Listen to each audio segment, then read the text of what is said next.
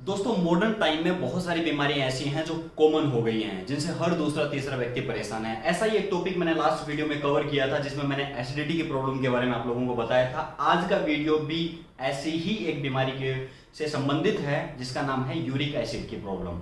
Uric acid बढ़ने से बहुत दर्द, पेन की समस्या होती है। क्या है यूरिक एसिड, लक्षण क्या है, कारण क्या है, उपचार क्या है, डिटेल में मैं आपको समझाऊंगा। वीडियो के लास्ट तक जुड़े रहें। तो नमस्कार दोस्तों, मेरा नाम है प्रवेश कुमार। आप देख रहे हैं first of all health YouTube channel. First of all health के यूट्यूब चैनल के साथ साथ इंस्टाग्राम अकाउंट पे भी मैं हेल्थ से रिलेटेड छोटे छोटे क्लिप्स और पोस्ट डालता रहता हूं, तो आप लोग वहां भी जुड़ने का प्रयत्न करें। तो दोस्तों सबसे पहले हमें यह समझ लेना चाहिए कि यूरिक एसिड वास्तव में है क्या। देखिए, यूरिक एसिड की समस्या खड़ी होती है जब आपकी किडनीज सही तरीके से फिल्ट्रेशन का काम नहीं करती। जब वो जो वेस्ट प्रोडक्ट बॉडी से बाहर निकलना चाहिए था, वो बॉडी में स्टोर होने लगता है। अगर ये स्टोर होने लगेगा तो ये आपकी ज्वाइंट्स में स्टोर होगा, आपके ब्लड के अंदर रहेगा और आपकी पूरी बॉडी के अंदर ये फैल जाएगा और आपको प्रॉब्लम्स क्रिएट करेगा। अगर ये फिल्ट्रेशन होके बॉडी से रेगुलरली बाहर निकलता रहे तो कभी आपको यूरिक एसिड की प्रॉब्लम नहीं हो सकती। अब इसके लक्षण क्या क्या हैं वो समझ लेना सबसे ज़्यादा ज़रूरी है। देखिए, बहुत सारे लोग ऐसे हैं जिनकी बॉडी में यूरिक एसिड बढ़ा हुआ होता है, लेकिन उनको वास्तव में समस्या के बारे में पता ही नहीं चलता। शुरू के अंदर तो बिल्कुल पता नहीं चलता है, क्योंकि हल्का फुल्का ज्वाइंट्स के अंदर पेन होता है, हल्का फुल्का कभी कभी बॉडी में स्टिफनेस रहती है, टाइट रहती है बॉडी। तो इससे लोग अनजान रहते हैं, सोचते हैं नॉर्मल प्रॉब्लम है। लेकिन अगर यही समस्या कंटिन्यूसली बनी रहे तो आपको गठिया, अर्थराइटिस और किडनी फेलियर तक की समस्या हो सकती है। तो इससे सावधान रहें। और मैं अब आपको बताऊंगा कुछ सामान्य लक्षण, जिनको देख के आप आसानी से पहचान सकते हो अपने और दूसरे व्यक्ति की समस्या को, कि इसको यूरिक एसिड की समस्या है या नहीं है। दोस्तों, लक्षणों में अगर सबसे पहला लक्षण इसका दिखाई देगा तो वो है आपके ज्वाइंट्स के अंदर पेन होना। उसके साथ साथ उठने बैठने में परेशानी होगी, उंगलियों में सूजन रहेगी, जोड़ों की जो गांठ है उसके अंदर आपको दर्द होगा, पैरों हाथों की जो उंगलियां हैं उनमें चुभन जैसा दर्द होगा, और कभी कभी ये दर्द बढ़ के बहुत असहनीय स्तर तक पहुंच जाता है। तो ये मुख्य और सामान्य से सिम्टम्स हैं जिनको देख के आप समझ सकते हो कि आपकी बॉडी में यूरिक एसिड बढ़ा हुआ है।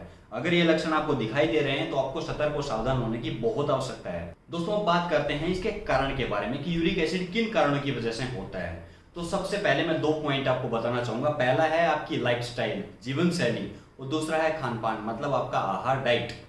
इन 2 चीजों को आपको बदलना है। इन्हीं 2 चीजों के गलतियों के कारण, इन 2 चीजों में गलतियों के कारण ही आप यूरिक एसिड की समस्या का शिकार होते हो। तो सबसे पहले अपने खान पान में आप चेंज करें। मैं आपको कुछ ऐसी चीजें बताता हूं जिनको आपको नहीं खाना है, जिनको अपनी डाइट से बाहर करना है। जिनमें सबसे पहली चीज है मीट, दूसरा है सी फूड, दाल, राजमा, मशरूम, गोभी, टमाटर, मटर, पनीर, भिंडी, अरबी और चावल। इन चीजों को आप बिल्कुल अवॉइड करें। अगर आप ये खाते हैं तो इनको ना खाएं, अगर आपको यूरिक एसिड की समस्या है तो।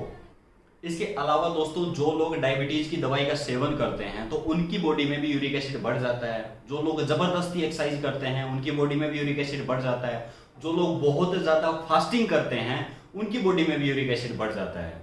तो ये मुख्य कारण हैं जिनकी वजह से यूरिक एसिड आपकी बॉडी में बढ़ता है। दोस्तों, अगर बात करें उपचार के बारे में तो पहला टिप जो है वो है विटामिन सी।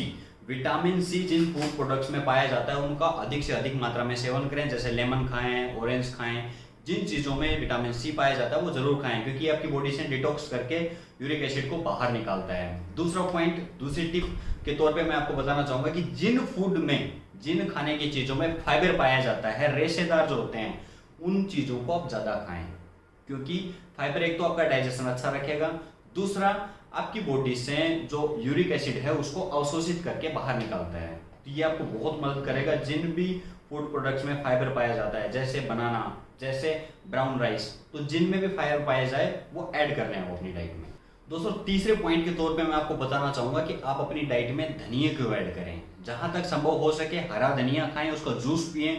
अगर हरा धनिया नहीं है तो आप सूखे धनिए को भिगो के उसको ग्राइंड करके उसका जूस निकाल के उसको पिए।